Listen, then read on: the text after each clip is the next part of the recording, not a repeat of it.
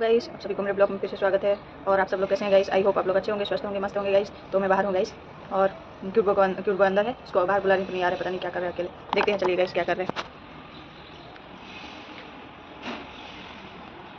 Guys. वो अपने पापा को याद कर रहे हैं, देखिए।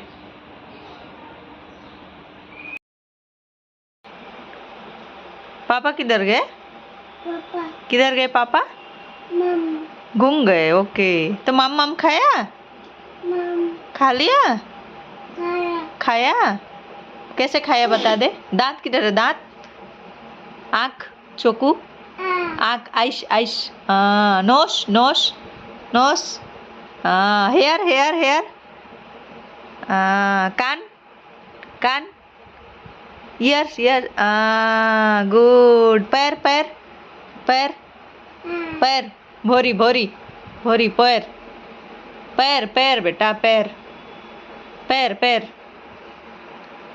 भूल जा रहे ना तू। पेट, पोटो किधर है? पोटो, पेटो पेटो, पोटो।